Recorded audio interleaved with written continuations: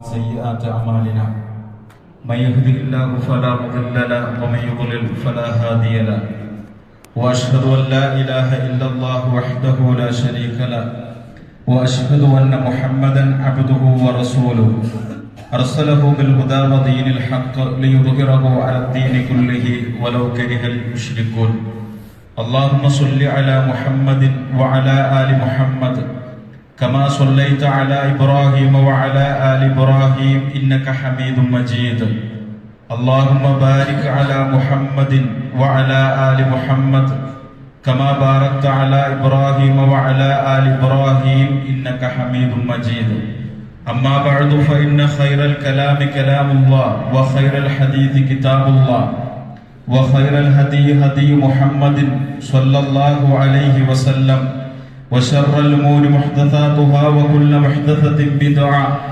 وكل بدعة ضلالة وكل ضلالة في النار أعوذ بالله من الشيطان الرجيم يا أيها الذين آمنوا اتقوا الله حق تقاته ولا تموتن إلا وأنتم مسلمون أعوذ بالله من الشيطان الرجيم ولو ترى إذ المجرمون ناكسوا رؤوسهم عند ربهم ربنا أبصرنا وسمعنا فارجعنا نعمل صالحا إنا موقنون സ്നേഹധരണീയരായ വിശ്വാസിനികളെ, ജീവിതത്തിന്റെ സർവ്വരംഗങ്ങളിലും അല്ലാഹു സുബ്ഹാനഹു വ തആലയെ സൂക്ഷിച്ച് തഖ്വ നഷ്ടപ്പെടുത്താതെ മുത്തഖീങ്ങളും മുഖ്ലിസീങ്ങളുമായി ജീവിക്കണമെന്ന് ആമുഖമായി ഓർമ്മപ്പെടുത്തുകയാണ്, വസിയത്ത് ചെയ്യുകയാണ്.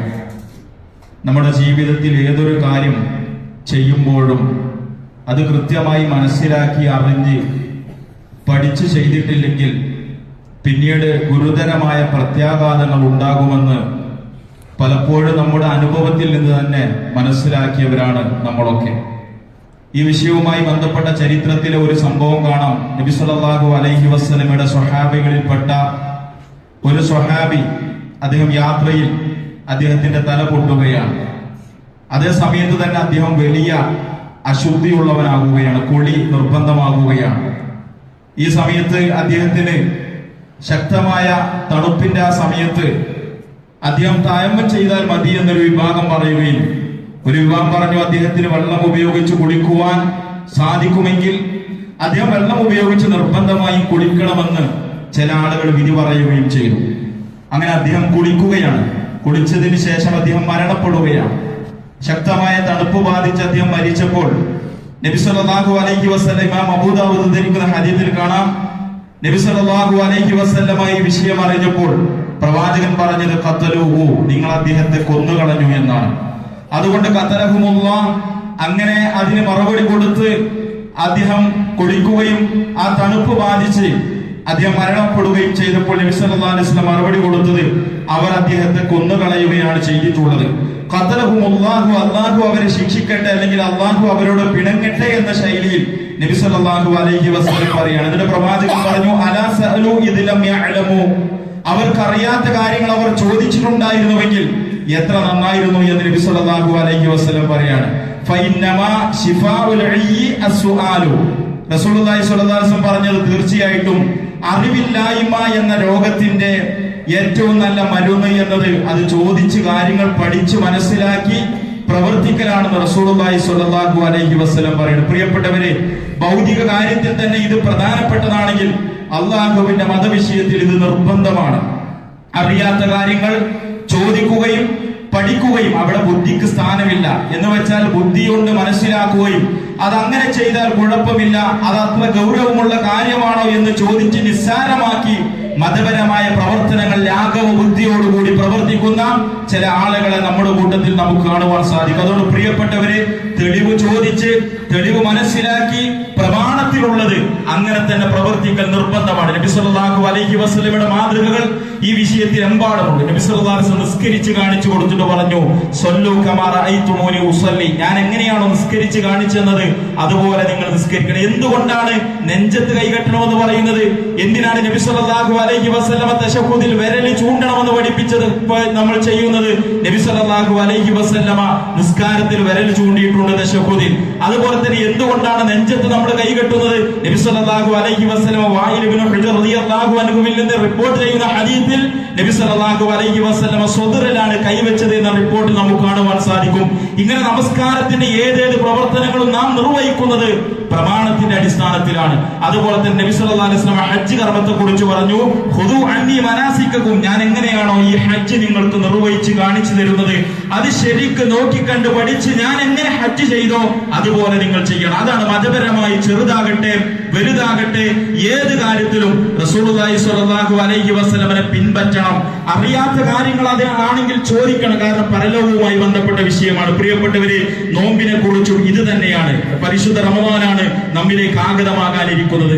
നോമ്പിനെ കുറിച്ച് കൃത്യമായി പഠിച്ചു മനസ്സിലാക്കാതെ നോമ്പ് നിർവഹിച്ചാലുള്ള അതിന്റെ പ്രത്യാഘാതം എന്താണ്? ഇബ്നു മാജാഹ് ഉദ്ധരിക്കുന്ന ഇമാം അഹ്മദ്, ഹാക്കിം, ഇബ്നു മാജാഹ് എന്നീ ഹദീസ് ഗ്രന്ഥങ്ങളിലൊക്കെ നമുക്ക് കാണുവാൻ സാധിക്കും. റുബ്ബ സ്വാഇമിൻ, എത്ര നോമ്പുകാരാണ് സമൂഹത്തിലുള്ളത്. ലൈസ ലഹു മിൻ സിയാമിഹി ഇല്ലൽ ജൂഉ, അവർക്ക് അവരുടെ നോമ്പ് കൊണ്ട് വിശപ്പ് അവർ സഹിക്കുന്നു എന്ന് മാത്രം. റുബ്ബ ഖായിമിൻ, എത്ര രാത്രി നിന്ന് നമസ്കരിക്കുന്നവരാണുള്ളത്. ലൈസ ലഹു മിൻ ഖിയാമിഹി ഇല്ലൽ സഹർ, അവരുടെ രാത്രി നിസ്കാരത്തിലൂടെ അവരുടെ ഉറക്കം നഷ്ടപ്പെട്ടു എന്നല്ലാതെ അവരുടെ രാത്രി നമസ്കാരം അല്ലാഹുവിന്റെ അടുക്കൽ കബൂലായിട്ടില്ല. അവരുടെ നോമ്പ് അല്ലാഹുവിന്റെ അടുക്കൽ കബൂലായിട്ടില്ല എന്ന് നബി സല്ലല്ലാഹു അലൈഹി വസല്ലം പഠിപ്പിക്കുകയാണ്. സഹോദരങ്ങളെ, നാട് ഉണർന്നിട്ടുണ്ട്, മുസ്ലിം നാട് ഉണർന്നിട്ടുണ്ട്. നോമ്പിന്റെ വിഷയത്തിൽ പള്ളികൾ അലങ്കരിച്ചു കൊണ്ടിരിക്കുകയാണ്. അതിനപ്പുറം എങ്ങനെ നോമ്പ് നിർവഹിക്കണമെന്ന് കൃത്യമായി പഠിക്കുകയും എന്താണ് നോമ്പ് എന്ന് കൃത്യമായി മനസ്സിലാക്കുകയും ചെയ്യേണ്ടതുണ്ട്. എന്താണ് പ്രിയപ്പെട്ടവരെ നോമ്പ് എന്ന് പറഞ്ഞാൽ? നമുക്കറിയാം, നോമ്പ് എന്നതിന്റെ ഭാഷാർത്ഥം തന്നെ അൽ ഇംസാക്ക് എന്നാണ്, പിടിച്ചു വെക്കുക, തടഞ്ഞു വെക്കുക എന്നാണ്. അറബി ഭാഷയിൽ സൗമ് എന്ന ആ മൂന്നക്ഷരത്തിന് നമുക്ക് നൽകാവുന്ന അർത്ഥം, അഥവാ തടഞ്ഞു വെക്കുക. വിശുദ്ധ ഖുർആനിൽ സൗം എന്ന പരാമർശമുണ്ട്. മറിയം ബീവി നടത്തിയ ഒരു പരാമർശമുണ്ട്, ഇന്നി നദർതു ലിർറഹ്മാനി സൗമ, ഞാനിത് അല്ലാഹുവിന് വേണ്ടി ഒരു സൗമിനെ നേർച്ച നേരുന്നു എന്ന് വെച്ചാൽ ഒരു നോമ്പ് നോൽക്കുന്നു എന്നല്ല. ഫലൻ ഉകല്ലിമൽ യൗമ ഇൻസിയ, ഇന്ന് ഞാൻ അനുഷ്ഠിക്കുന്ന നോമ്പ് എന്താണ്? മിണ്ടാതിരിക്കുക, അഥവാ സംസാരത്തെ തടഞ്ഞു വെക്കുക എന്നാണ്. അഥവാ ഭർത്താവില്ലാതെ ഗർഭം ധരിച്ച മറിയം ബീവിയെ അവിടുത്തെ ബനൂ ഇസ്രായേലിനെ പരിഹസിക്കുകയാണ്. അവർക്കുള്ള മറുപടി എന്താണ്? മിണ്ടാതിരിക്കുക എന്നതാണ്. ഇതാണ് നമ്മൾ മനസ്സിലാക്കേണ്ടത്. ഇവിടെ സംസാരത്തെ തടഞ്ഞു വെക്കുന്നത് പോലെ തന്നെ നോമ്പും ഇതേ അർത്ഥമാണ്. അസ്സൗമു അത്തഅബ്ബുദു ലില്ലാഹി സുബ്ഹാനഹു വ തആല ബിൽ ഇംസാകി അനിൽ അക്ലി വശുർബി വസായിരിൽ മുഫത്തറാത്തി മിൻ തുലൂഇൽ ഫജ്രി ഇലാ ഗുറൂബി ശംസി, സൂര്യൻ ഉദിച്ചത് മുതൽ അഥവാ പ്രഭാതത്തിന്റെ സമയം മുതൽ പ്രദോഷത്തിന്റെ സമയം വരെ, സൂര്യൻ അസ്തമിക്കുന്നത് വരെ ഭക്ഷണപാനീയങ്ങൾ ഉപേക്ഷിക്കുകയും മറ്റു നോമ്പ് മുറിക്കുന്ന കാര്യങ്ങൾ ഉപേക്ഷിക്കുകയും അത് തടഞ്ഞു വെക്കുക എന്നാണ് നോമ്പിന്റെ അർത്ഥം. പ്രിയപ്പെട്ടവർ, ഇസ്ലാമിലെ നോമ്പ് എന്നത് ആദ്യമായി നിർബന്ധമാക്കപ്പെട്ട നോമ്പ് ആശുറ നോമ്പായിരുന്നു, അഥവാ മുഹറം 10 നോമ്പായിരുന്നു നിർബന്ധമായ ഒന്നാമത്തെ നോമ്പ്. പിന്നീട് നിർബന്ധം എന്ന വിധി ദുർബലമാക്കി റമദാനിലെ നോമ്പ് നിർബന്ധമാക്കപ്പെടുകയാണ്. അത് തന്നെ എല്ലാവർക്കും നിർബന്ധമില്ല, ഇഷ്ടമുള്ളവർ നോറ്റാൽ മതി. അഥവാ ഒരാൾ നോമ്പ് നോൽക്കുകയാണെങ്കിൽ പിന്നീട് ആ നോമ്പ് പൂർത്തീകരിക്കൽ നിർബന്ധമായിരുന്നു. അഥവാ ഒരാൾ നോമ്പെടുത്ത് റമദാനിൽ ജീവിക്കുകയാണെങ്കിൽ പിന്നീട് ആ നോമ്പ് മുറിക്കാൻ പറ്റൂല, അവന് നിർബന്ധമായും നോൽക്കണം. അതായിരുന്നു ആദ്യകാല വിധി. വേണ്ടവർക്ക് നോൽക്കാം, വേണ്ടാത്തവർക്ക് നോൽക്കാതിരിക്കാം. ആ രംഗത്ത് ഒരു ഇഷ്ടാനിഷ്ടം തെരഞ്ഞെടുക്കുവാനുള്ള അധികാരം മതം നൽകിയിരുന്നു ആദ്യ കാലഘട്ടത്തിൽ. പിന്നീട് വിശുദ്ധ ഖുർആനിൽ നമുക്കൊക്കെ സുപരിചിതമായ ശഹ്റു റമദാനല്ലദീ ഉൻസില ഫീഹിൽ ഖുർആൻ എന്ന ആയത്ത് ഇറങ്ങുകയാണ്. ആ ആയത്തിലൂടെ ഇഷ്ടമുള്ള അഥവാ സ്വാതന്ത്ര്യത്തിനുള്ള ആ അവകാശം നിഷേധിക്കപ്പെട്ട് റമദാനിലെ നോമ്പ് നിർബന്ധമാക്കപ്പെടുകയാണ്. ഖുർആനിൽ കാണാം, ആ ആയത്തിൽ നമുക്ക് കാണാം, ഫമൻ ശഹിദ മിൻകുമുശ് ശഹ്റ, ആരെങ്കിലും റമദാനിൽ ആരോഗ്യത്തോടു കൂടി ജീവിച്ചിരിക്കുന്നുണ്ടെങ്കിൽ ഫലിയസുംഹു, അവൻ ആ മാസത്തിൽ നോമ്പ് നോൽക്കണം. നോമ്പ് നിർബന്ധമാണ്. ആർക്കെല്ലാമാണ് നോമ്പ് നിർബന്ധം? ഒന്ന് മുസ്ലിമീങ്ങൾക്കാണ്. അഥവാ മുസ്ലിം അല്ലാത്ത ചില ആളുകൾ നോമ്പ് നോൽക്കുന്നത് വലിയ രൂപത്തിൽ പത്രങ്ങളിൽ വലിയ വാചകങ്ങളായി വരാറുണ്ട്, അല്ലെങ്കിൽ സോഷ്യൽ മീഡിയകളിൽ വല്ലാതെ മദ്ഹ് ചെയ്ത് വരാറുണ്ട്. യഥാർത്ഥത്തിൽ നോമ്പ് നിർബന്ധമുള്ളത് ഒരു മുസ്ലിമിനാണ്. അതുപോലെ തന്നെ രണ്ടാമത് നോമ്പ് നിർബന്ധമുള്ളത് പ്രായപൂർത്തിയാകുക എന്നതാണ്. കുട്ടികളെ വേണമെങ്കിൽ പരിശീലിപ്പിക്കാം, പക്ഷെ കുട്ടികൾക്ക് ആ നോമ്പിനോട് ഒരു മതിപ്പ് നഷ്ടപ്പെടുന്ന രൂപത്തിൽ മാതാപിതാക്കൾ ഒരിക്കലും നിർബന്ധം ചെലുത്തുവാൻ പാടില്ല. കാരണം നോമ്പ് നിർബന്ധമുള്ളത് മുസ്ലിം ആകണം, പ്രായപൂർത്തിയാകുക എന്നതാണ്. രണ്ടാമത് ബുദ്ധിയുള്ളവനാകുക. ഒരു ഭ്രാന്തനെ സംബന്ധിച്ചിടത്തോളം, അക്കലില്ലാത്തവനെ സംബന്ധിച്ചിടത്തോളം അവന് നോമ്പ് നിർബന്ധമില്ല. നാലാമതായി യാത്രയിലല്ലാത്തവർ അഥവാ മുസാഫിറിനല്ലെങ്കിൽ, നോമ്പ് നോൽക്കുവാൻ പ്രയാസമുള്ള യാത്രയാണെങ്കിൽ അവന് നോമ്പ് ഒഴിവാക്കാം, മറ്റു ദിവസം അത് നോറ്റു വീട്ടിയാൽ മതി. അഞ്ചാമതായി മനസ്സിലാക്കേണ്ടത് ആരോഗ്യമുള്ളവർ അഥവാ രോഗികൾക്ക് ആ വിഷയത്തിലുള്ള ഉണ്ട് എന്നർത്ഥം. ആറാമതായി ആർത്തവ, പ്രസവരക്തം എന്നിവയിൽ നിന്ന് ഒരു സ്ത്രീ ശുദ്ധിയായിരിക്കണം. അഥവാ നോമ്പ് ബാങ്കിന്റെ സമയത്തിന്റെ സെക്കൻഡുകൾക്ക് മുമ്പിൽ ഒരു സ്ത്രീക്ക് ആർത്തവരക്തം ഉണ്ടായാൽ നോമ്പ് മുറിഞ്ഞു എന്നർത്ഥം. ഇവിടെ നമ്മൾ മനസ്സിലാക്കേണ്ടത്, നീ എപ്പോഴാണ് പ്രിയപ്പെട്ടവരെ നോമ്പ് ആരംഭിക്കുന്നത്? ഇത് നമ്മൾ മനസ്സിലാക്കേണ്ടത്, ഒരു മാസം ആരംഭിക്കുന്നത് അല്ലെങ്കിൽ റമദാൻ മാസം ആരംഭിക്കുന്നത്, ഇസ്ലാമിൽ ഒരു മാസം ആരംഭിക്കുന്നത് ചന്ദ്രപിറവിയുടെ അടിസ്ഥാനത്തിലാണ്. അത് റമദാൻ മാത്രമല്ല, ഏത് മാസത്തിന്റെയും ആരംഭം ചന്ദ്രപിറവിയുടെ അടിസ്ഥാനത്തിലാണ്. എങ്ങനെയാണ് ചന്ദ്രപിറവി അല്ലെങ്കിൽ റമദാനിനെ സംബന്ധിച്ചിടത്തോളം റമദാൻ മനസ്സിലാക്കുവാനുള്ള രണ്ട് കാരണങ്ങളാണ് റസൂലുള്ളാഹി സ്വല്ലല്ലാഹു അലൈഹി വസല്ലം പഠിപ്പിച്ചത്.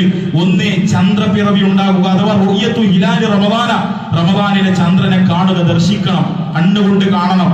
രണ്ട് സാക്ഷികൾ ഉണ്ടാകണം. അതല്ലെങ്കിൽ രണ്ടാമത്തെ കാര്യം ഇത്മാമു ശഹരി ശഅബാന 30 യൗമൻ, അല്ലെങ്കിൽ ശഅബാൻ 30 തികയ്ക്കണം. ശഅബാൻ 29 മാസം കണ്ടിട്ടില്ലെങ്കിൽ പിന്നെ ശഅബാൻ 30 തികയ്ക്കുക എന്നതാണ്. ഇതില് നമ്മുടെ നാട്ടിൽ ഇപ്പോഴും അഭിപ്രായ വ്യത്യാസങ്ങൾ നിലച്ചിട്ടില്ല. ഇനിയും ഇത് സോഷ്യൽ മീഡിയയിലൊക്കെ വലിയ ചർച്ചകൾ വരിക ഇൻഷാ അല്ലാഹ് ഈ ശഅബാൻ 29 ആ സമയങ്ങളിലായിരിക്കും. ഇവിടെ നമ്മൾ പഠിച്ചു വെക്കേണ്ടത് ഇമാം ബുഖാരി ഉദ്ധരിക്കുന്ന ഒരു ഹദീസാണ്. എന്താണ് ആ ഹദീസ്? ലാ തസൂമു, നിങ്ങൾ നോമ്പ് നോൽക്കുവാൻ പാടില്ല, ഹത്താ തറൗ അൽ ഹിലാല, നിങ്ങൾ കണ്ണുകൊണ്ട് ഹിലാലിനെ കാണുക എന്നതാണ്. അഥവാ എങ്ങനെയെങ്കിലും കാണുകയാണെങ്കിൽ ലഖിയ എന്നാണ് അറബിയിലുള്ള പ്രയോഗം. ഇവിടെ റഅ എന്നാണ്. റഅ എന്ന പ്രയോഗത്തിന്റെ അർത്ഥം എന്താണ്? കണ്ണുകൊണ്ട് കാണുക എന്നതാണ്. അതുകൊണ്ടാണ് പണ്ഡിതന്മാർ പറയുന്നത്, മഹാനായ അബ്ദുല്ലാഹി ഇബ്നു ഉമ്മ മക്തൂം റളിയല്ലാഹു അൻഹു അന്ധനാണ്, കണ്ണ് കാണാത്ത സ്വഹാബിയാണ്. അദ്ദേഹം സ്വഹാബിയുടെ കൂട്ടത്തിൽ ഉൾപ്പെടാൻ കാരണം എന്താണ്? ഒരിക്കലും അദ്ദേഹം പ്രവാചകരെ കണ്ടിട്ടില്ല. എന്നാൽ അവിടെ പ്രയോഗിച്ചത് ഒരാൾ സ്വഹാബിയാകുന്നതിനുള്ള നിബന്ധനയായി പറഞ്ഞത് ലഖിയ എന്നാണ്. അഥവാ പ്രവാചകനുമായി മുലാഖാത്ത് ഉണ്ടായാൽ മതി. ആ മുലാഖാത്ത് കണ്ണുകൊണ്ടുണ്ടാകണമെന്നില്ല. പക്ഷെ ഇവിടെ നബി സല്ലല്ലാഹു അലൈഹി വസല്ലം പ്രയോഗിച്ചത് റഅ എന്ന വാക്കാണ്. അഥവാ കണ്ണുകൊണ്ട് കാണണം.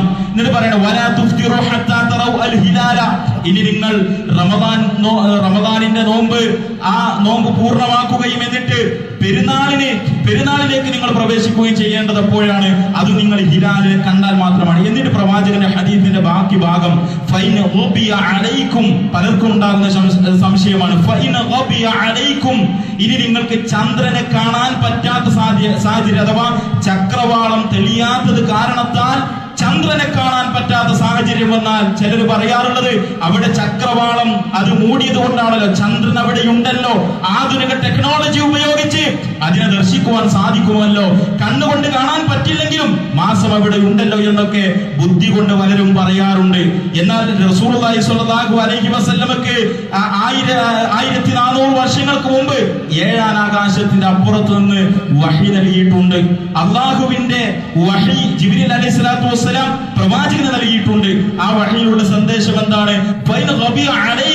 ഇനി ചക്രവാളം തെളിയാത്തത് കാരണത്താൽ ചന്ദ്രനെ കാണാൻ പറ്റാത്ത സാഹചര്യം വന്നാൽ നിങ്ങൾ എന്താക്കണം? ശഅബാൻ 30 പൂർത്തീകരിക്കണമെന്നാണ് റസൂലുള്ളാഹി സ്വല്ലല്ലാഹു അലൈഹി വസല്ലം പറഞ്ഞത്. പ്രിയപ്പെട്ടവരെ, ഇത് നമ്മൾ മനസ്സിലാക്കണം. ഇത് സംഘടനാപരമായ തർക്കമല്ല, ഇത് ഇസ്ലാമിന്റെ ആദർശമാണ്.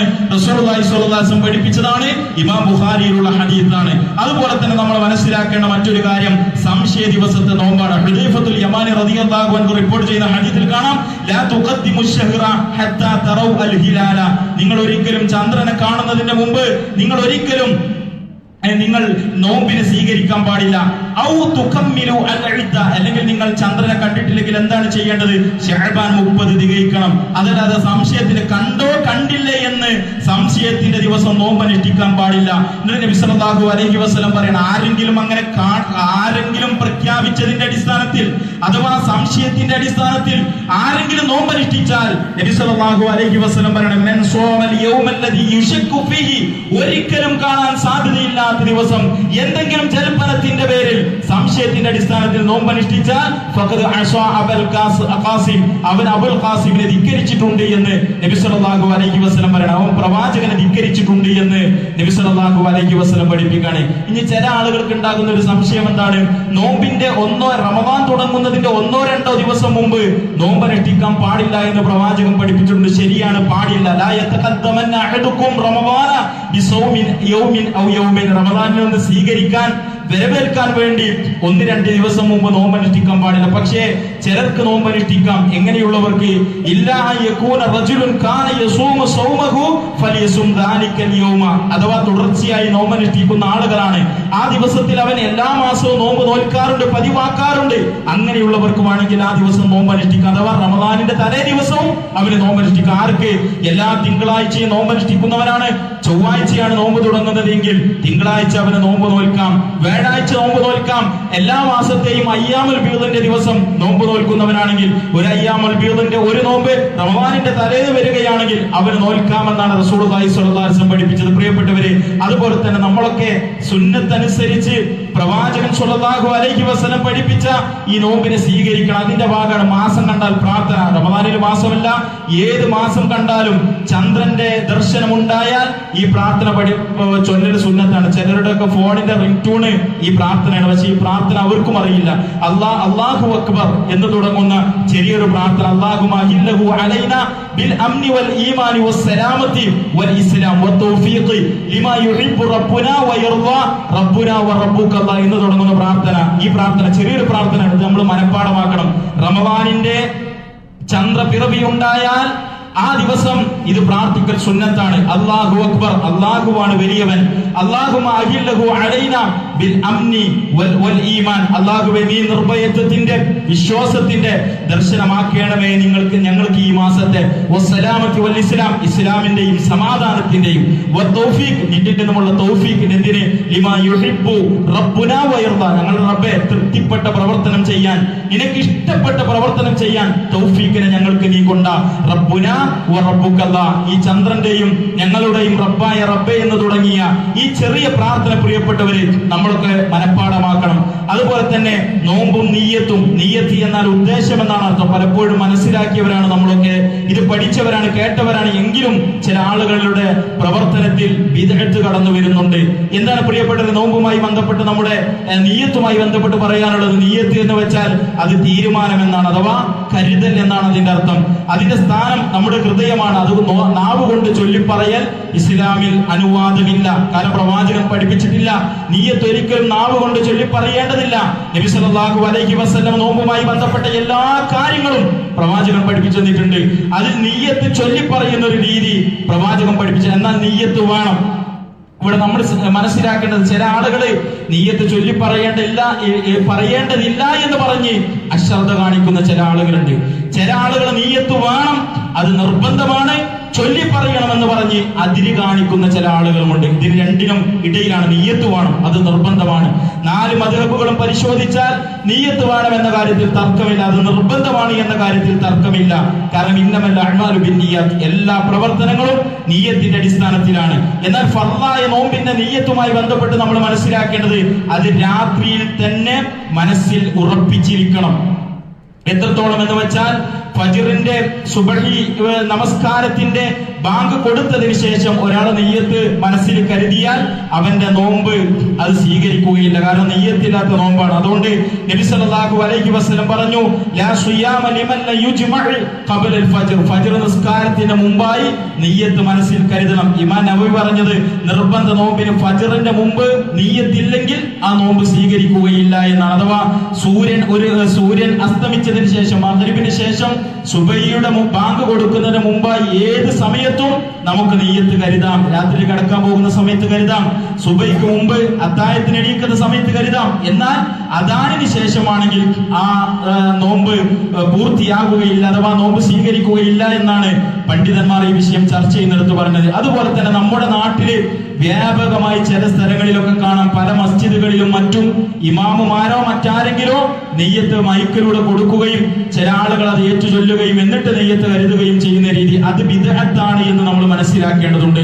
അതുപോലെ തന്നെ സഹോദരങ്ങളെ, നോമ്പിനെ ദുർബലപ്പെടുത്തുന്ന കാര്യങ്ങളുണ്ട്. അത് പ്രധാനമായി രണ്ട് ഇനങ്ങളാണ് എന്ന് ഹദീസുകൾ പരിശോധിച്ചാൽ കാണാം. ചില വിഷയങ്ങൾ നോമ്പ് ദുർബലമാക്കി കഴിഞ്ഞാൽ അത് നോറ്റ് വീട്ടുകയും പ്രായശ്ചിത്തം കൊടുക്കുകയും ചെയ്യണം. ചില കാര്യങ്ങളാണെങ്കിലോ നോമ്പ് ദുർബലമാകുകയും അത് നോറ്റ് വീട്ടിയാൽ മാത്രം മതി. അതിൽ പ്രധാനപ്പെട്ടതാണ് ജിമാഇ എന്നത്, അഥവാ നോമ്പിന്റെ പകൽ സമയത്ത് ദമ്പതിമാർ ലൈംഗിക ബന്ധത്തിൽ ഏർപ്പെടുക എന്നത് ഗുരുതരമായ കാര്യമാണ് ഇസ്ലാം പഠിപ്പിക്കുന്നത്. അങ്ങനെ ചെയ്താൽ ആ നോമ്പ് ഖദാ വീട്ടുക മാത്രമല്ല, അതിന്റെ കഫാറത്ത് എന്ന് പറഞ്ഞാൽ 60 ദിവസം തുടർച്ചയായി നോമ്പ് നോൽക്കണമെന്നതാണ്. 60 ദിവസം തുടർച്ചയായി നോമ്പ് നോൽക്കുക, അതിന് സാധിക്കാത്ത ആളുകൾ 60 മിസ്കീന്മാർക്ക് ഭക്ഷണം നൽകുക എന്നതാണ്. രണ്ടാമതായി നമ്മൾ മനസ്സിലാക്കേണ്ടത് അൽ അക്ലു വശുർബു എന്നാണ്, അറിഞ്ഞുകൊണ്ട് ഭക്ഷണപാനീയങ്ങൾ കഴിക്കുക എന്നത്. അത് നോമ്പ് മുറിക്കുന്ന കാര്യത്തിൽ ഒരു സംശയമില്ല. ചില ആളുകൾ, പണ്ഡിതന്മാർ അതിന് ഫത്വ നൽകിയിട്ടുള്ളത്, അവർ നോമ്പ് നോറ്റ് വീട്ടിയാൽ മാത്രം പോരാ, അതിന് പ്രായശ്ചിത്തം പാടെ കൊടുക്കണം. അഥവാ ബോധപൂർവം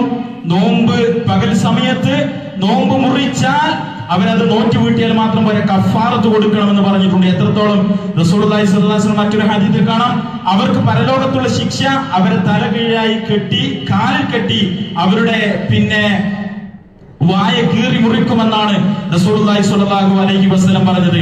പണ്ഡിതന്മാർ പറയുന്നത് അവർ കഫാറത്തും കൂടി കൊടുക്കണമെന്നാണ്. ഒരു അടിമയെ മോചിപ്പിക്കുകയോ 60 ദിവസം തുടർച്ചയായി നോമ്പ് നോൽക്കുകയോ 60 സാധുക്കൾക്ക് ഭക്ഷണം കൊടുക്കുകയോ ചെയ്യണം. ആര്? റമദാനിൽ ബോധപൂർവം ഭക്ഷണം കഴിച്ചവൻ, റമദാനിൽ പകൽ സമയത്ത് നോമ്പുകാരനായിരിക്കെ ബോധപൂർവം ഭക്ഷണം കഴിച്ചവൻ എന്നാണ് പണ്ഡിതന്മാർ പറയുന്നത്. ഇനി ചില ആളുകൾ മനസ്സിലാക്കുന്നത്, മറന്നുകൊണ്ട് ഭക്ഷണം കഴിച്ചാലോ? മറന്നുകൊണ്ട് ഭക്ഷണം കഴിച്ചാൽ നബി സല്ലല്ലാഹു അലൈഹി വസല്ലം പറയുന്നത് അവന് അല്ലാഹുവാണ് അവന് ഭക്ഷണം നൽകിയിട്ടുള്ളത്, അതുകൊണ്ട് അവനത് പൂർത്തീകരിക്കട്ടെ എന്നാണ്. അഥവാ മറവി എന്നത് മാനുഷിക സഹജമായ ഒരു രോഗമാണ്. അത് മനുഷ്യന്റെ പ്രകൃതിയാൽ ഊട്ടപ്പെട്ട കാര്യമാണ്. റമദാനിന്റെ പകൽ സമയത്ത് അറിയാതെ ഭക്ഷണം കഴിച്ചാൽ അവൻ ആ നോമ്പ് പൂർത്തീകരിക്കാമെന്നാണ്. അത് ഇസ്ലാം നൽകുന്ന ഒരു ഇളവാണ് എന്ന് നമ്മൾ മനസ്സിലാക്കേണ്ടതുണ്ട്. അതുപോലെ തന്നെ നാലാമതായി നമ്മൾ മനസ്സിലാക്കേണ്ടത് മാക്കാന ബിമഅനിൽ അക്ലി വശുർബ, ഭക്ഷണപാനീയങ്ങൾ അല്ലെങ്കിലും ഭക്ഷണപാനീയങ്ങളുടെ പദവിയിലുള്ള കാര്യങ്ങൾ. ഉദാഹരണത്തിന് ശരീരത്തിന് പോഷണം നൽകുന്ന ട്രിപ്പുകൾ, ന്യൂട്രീഷണൽ ഇഞ്ചക്ഷൻ, അഥവാ ശരീരത്തിന് പോഷണം ലഭിക്കുന്ന ട്രിപ്പുകൾ സ്വീകരിക്കുകയാണെങ്കിൽ അത് നേരിട്ട് നമ്മുടെ വയറ്റിലേക്ക് എത്തുന്നില്ലെങ്കിലും അതിലൂടെ കിട്ടുന്നത് ശരീരത്തിന് ഊർജം നൽകുന്നതിനാൽ അത് നോമ്പ് മുറിച്ചു കളയുമെന്നതാണ്. അതുകൊണ്ട് അത് ചെയ്യാൻ പാടില്ല. എന്നാൽ ചികിത്സാർത്ഥമുള്ള സാധാരണ ഇഞ്ചക്ഷനുകൾ പ്രശ്നമില്ല എന്നതാണ് പ്രബലമായ പണ്ഡിത അഭിപ്രായം. അതുപോലെ തന്നെ അഞ്ചാമതായി നമ്മൾ മനസ്സിലാക്കേണ്ടത് കപ്പിംഗ് സിസ്റ്റം, നമ്മുടെ നാട്ടിലുള്ള അഥവാ കൊമ്പ് വെക്കുന്ന സിസ്റ്റം. പണ്ഡിതന്മാർക്കിടയിൽ ചെറിയ അഭിപ്രായ വ്യത്യാസങ്ങൾ ഉണ്ടെങ്കിലും സൂക്ഷ്മതയുടെ ഭാഗമായി നമ്മൾ മനസ്സിലാക്കേണ്ടത് നോമ്പ് സമയത്തെ രക്തം കളയുന്നത് ഒഴിവാക്കുകയാണ് വേണ്ടത് എന്ന് നമ്മൾ മനസ്സിലാക്കേണ്ടതുണ്ട്. അതുപോലെ തന്നെ രക്തം ദാനം ചെയ്യുന്ന ചില ആളുകളുണ്ട്. രക്തം ദാനം ചെയ്യുന്നതും ഒഴിവാക്കുകയാണ് നല്ലത്. എന്നാൽ അവന് ക്ഷീണം കാരണത്താൽ നോമ്പ് മുറിയുന്ന അവസ്ഥ ഉണ്ടാകുകയില്ല. നോമ്പ് പൂർത്തീകരിക്കാൻ സാധിക്കുമെങ്കിൽ അനിവാര്യ ഘട്ടങ്ങളിൽ ഡൊണേറ്റ് ചെയ്യാം എന്നാണ് പണ്ഡിതന്മാർ പറഞ്ഞിട്ടുള്ളത്. അതുപോലെ തന്നെ ആറാമതായി നമ്മൾ മനസ്സിലാക്കേണ്ടത് നോമ്പ് കാലത്തുള്ള ഛർദിയുമായി നമ്മൾ ബന്ധപ്പെട്ട് നമ്മൾ മനസ്സിലാക്കേണ്ടത്, ബോധപൂർവം ഛർദിച്ചാൽ അഥവാ ഒരാൾ വിരലിട്ടോ മനഃപൂർവ്വമോ ഛർദിച്ചാൽ അവന്റെ നോമ്പ് മുറിയും. എന്നാൽ തനിയെ അനിയന്ത്രിതമായി ഒരാൾ ഛർദിക്കുകയാണെങ്കിൽ അവന് വായ ശുദ്ധീകരിച്ചതിന് ശേഷം അവന്റെ നോമ്പ് പൂർത്തീകരിക്കാം എന്നതാണ് ഹദീസുകളുടെ വെളിച്ചത്തിൽ നമുക്ക് മനസ്സിലാകുന്നത്. അതുപോലെ തന്നെ പ്രിയപ്പെട്ടവരെ, ഏഴാമതായി നമ്മൾ മനസ്സിലാക്കേണ്ടത് ഹൈദ് നിഫാസ്. ഞാൻ നേരത്തെ പറഞ്ഞു, സ്ത്രീകൾക്ക് ആർത്തവമോ പ്രസവ രക്തമോ ഉണ്ടാകുന്നത് നോമ്പ് തുറക്കുന്നതിന്റെ തൊട്ട് മുമ്പുള്ള ഏതാനും മിനിറ്റുകൾക്ക് മുമ്പാണെങ്കിലും അവരുടെ നോമ്പ് മുറിയുന്നതാണ്. മറ്റു ദിവസങ്ങളിൽ അവർക്കത് ഖദാ വീട്ടിയാൽ അത് പിന്നീട് അത് നോറ്റ് വീട്ടിയാൽ മതി എന്നതാണ് നബി സല്ലല്ലാഹു അലൈഹി വസല്ലമയുടെ ഹദീസുകൾ പരിശോധിക്കുമ്പോൾ നമുക്ക് മനസ്സിലാകുന്നത്. പ്രിയപ്പെട്ടവരെ, ബാക്കിയുള്ള കാര്യങ്ങൾ നമുക്ക് പിന്നീട് വിശദീകരിക്കാം. അഥവാ ഇസ്ലാമികപരമായി നമ്മൾ ചെയ്യുന്ന ഇബാദത്തുകൾ കൃത്യമായി പ്രമാണത്തിൽ നിന്ന് പഠിക്കുവാനും അങ്ങനെ തന്നെ മനസ്സിലാക്കുവാനും നമുക്ക് സാധിക്കണം. ഒരുപാട് ശ്രേഷ്ഠതകളുള്ള പരിശുദ്ധ റമദാനാണ് നമ്മിലേക്ക് ആഗതമാകുവാൻ പോകുന്നത്. അതിനു മുമ്പ് തന്നെ മാനസികമായി ഒരുങ്ങുന്നതോടൊപ്പം തന്നെ വൈജ്ഞാനികമായി അതിനുവേണ്ടി ഒരുക്കങ്ങൾ നടത്താൻ നമുക്ക് സാധിക്കണം. അള്ളാഹു അനുഗ്രഹിക്കുമാറാകട്ടെ.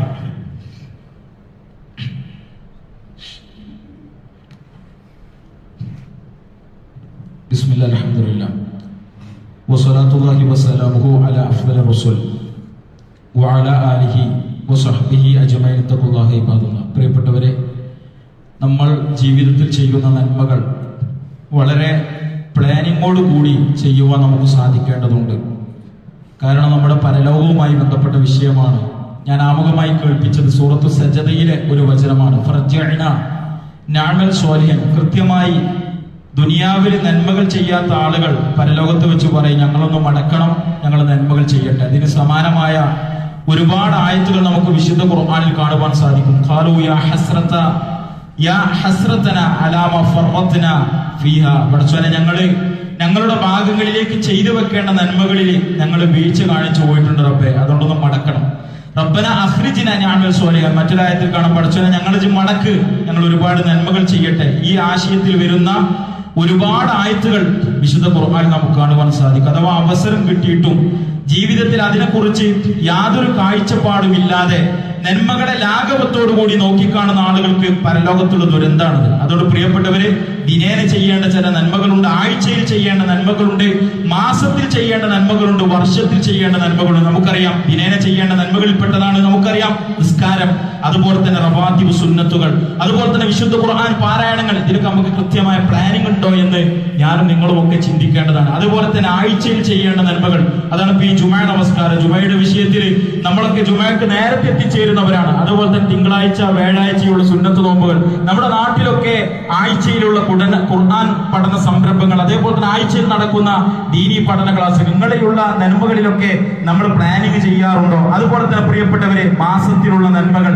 പ്രത്യേകിച്ച് നമുക്കറിയാം അയ്യാമുൽ ബീദിന്റെ നോമ്പുകൾ, ഓരോ അറബി മാസത്തിലെയും 13, 14, 15 ദിവസത്തിലുള്ള നോമ്പുകൾ. അഥവാ ഇസ്ലാം എന്ന് പറഞ്ഞാൽ ദിനേന ചെയ്യേണ്ടത്, ആഴ്ചയിൽ ചെയ്യേണ്ടത്, മാസത്തിൽ ചെയ്യേണ്ടത്, അതുപോലെ തന്നെ വർഷത്തിൽ ചെയ്യേണ്ടത്. നമുക്കറിയാം തറാവീ നിസ്കാരം, അഥവാ സംഘടിത സ്വഭാവത്തിലുള്ള തറാവീ നിസ്കാരം എല്ലാ ദിവസവും ഇതുണ്ട്, രാത്രി നമസ്കാരമായിട്ട്. അതല്ലാതെ സ്വലാത്തു തറാവീഹ് എന്ന പേരിൽ റമദാനിൽ വർഷത്തിലുള്ള പ്രത്യേക നമസ്കാരമാണ്. അതുപോലെ തന്നെ സഹോദരങ്ങളെ, വർഷത്തിൽ മാത്രമുള്ളതാണ് ലൈലത്തുൽ ഖദർ. അതുപോലെ തന്നെ വർഷത്തിൽ നബി സല്ലല്ലാഹു അലൈഹി വസല്ലം പഠിപ്പിച്ചതാണ് റമദാനിന്റെ 10 ദിവസം ഇഅ്തികാഫ് ഇരിക്കൽ. റസൂലുള്ളാഹി സ്വല്ലല്ലാഹു അലൈഹി വസല്ലം മരിക്കുന്ന ആ വർഷം 20 ദിവസമായിരുന്നു നബി സല്ലല്ലാഹു അലൈഹി വസല്ലം ഇഅ്തികാഫ് ഇരുന്നത്. പ്രിയപ്പെട്ടവരെ, ആ വർഷത്തിൽ മാത്രമുള്ള ഒരു അവസരമാണ് ഇൻഷാ അല്ലാഹ് നമ്മിലേക്ക് ആഗതമാകാൻ പോകുന്നത്. ആരോഗ്യത്തോടെ ശരിക്കുള്ള തൗഫീഖോടുകൂടി അതിനെ നന്മയെ നേടിയെടുക്കാൻ പ്രിയപ്പെട്ടവരെ നമുക്ക് സാധിക്കേണ്ടതുണ്ട്. എത്ര ആഗ്രഹമുണ്ടായാലും പൂതി ഉണ്ടായാലും തൗഫീഖ് നൽകേണ്ടത് പടച്ചോനാണ് പ്രിയപ്പെട്ടവർ. അതുകൊണ്ട് ആത്മാർത്ഥമായി അള്ളാഹുവിനോട് പ്രാർത്ഥിക്കണം. ഖുർആൻ അവതരിപ്പിച്ച മാസമാണ്, അവതരിപ്പിക്കപ്പെട്ട മാസമാണ്. സ്വർഗ കവാടങ്ങൾ തുറക്കപ്പെടുന്ന മാസമാണ്. ജിന്ന് പിശാചുക്കളെ, മോശപ്പെട്ട ജിന്ന് പിശാചുക്കളെ ചങ്ങലക്കിടുന്ന മാസമാണ്. നരക കവാടങ്ങൾ അടക്കപ്പെടുന്ന മാസമാണ്. കാരുണ്യത്തിന്റെ കവാടങ്ങൾ തുറക്കപ്പെടുന്ന, ആകാശ കവാടങ്ങൾ തുറക്കപ്പെടുന്ന, നബി സല്ലല്ലാഹു അലൈഹി വസല്ലം പഠിപ്പിച്ചതുപോലെ നന്മയിലേക്ക് വിളിക്കപ്പെടുന്ന, അതുപോലെ തന്നെ 1000 മാസങ്ങൾ നന്മ ചെയ്യുന്ന പുണ്യമുള്ള ഒരൊറ്റ രാത്രിയുള്ള പ്രവർത്തനങ്ങൾക്ക്, പ്രാർത്ഥനകൾക്ക് ഉത്തരം ലഭിക്കപ്പെടുന്ന, ക്ഷമയുടെ പാപങ്ങൾ പൊറുക്കപ്പെടുന്ന, ഏറ്റവും വിലപ്പെട്ട ദാനധർമ്മങ്ങൾക്ക് ഇരട്ടി പ്രതിഫലം ലഭിക്കപ്പെടുന്ന ഒരു പുണ്യകരമാക്കപ്പെട്ട വർഷത്തിൽ ഒരിക്കൽ മാത്രം അവസരം കിട്ടുന്ന ഒരു മാസമാണ് പ്രിയപ്പെട്ടവരെ നമ്മിലേക്ക് ആഗതമാകാനിരിക്കുന്നത്. അതിനെ പരിപൂർണമായ ആരോഗ്യത്തോടുകൂടി, അതുപോലെ തന്നെ ആയുസ്സോടുകൂടി, നന്മ ചെയ്യാനും വേണ്ടി മാനസികമായ ഒരുക്കത്തോടുകൂടി, അതിലുപരി അള്ളാഹുവിൽ നിന്നുള്ള തൗഫീഖിന് വേണ്ടി ആത്മാർത്ഥമായി പ്രാർത്ഥിച്ചുകൊണ്ട് അതിനെ സ്വീകരിക്കാൻ നമുക്ക് സാധിക്കേണ്ടതുണ്ട്. അള്ളാഹു നമുക്ക് എല്ലാവർക്കും അതിനുള്ള തൗഫീഖ് നൽകി അനുഗ്രഹിക്കുമാറാകട്ടെ. അല്ലാഹുമ്മ ഗ്ഫിർ മുഅ്മിനീന വൽ മുഅ്മിനാത്ത് വൽ മുസ്ലിമീന വൽ മുസ്ലിമാത്ത് ഇന്നക മുജീബു ദഅവാതി യാ ഖാദിൽ ഹാജാത്ത്. ആമീൻ ആമീൻ ബിറഹ്മതിക യാ അർഹമർ റഹീമീൻ. വൽഹംദുലില്ലാഹി റബ്ബിൽ ആലമീൻ. വസല്ലല്ലാഹു അലാ നബിയിനാ മുഹമ്മദ്.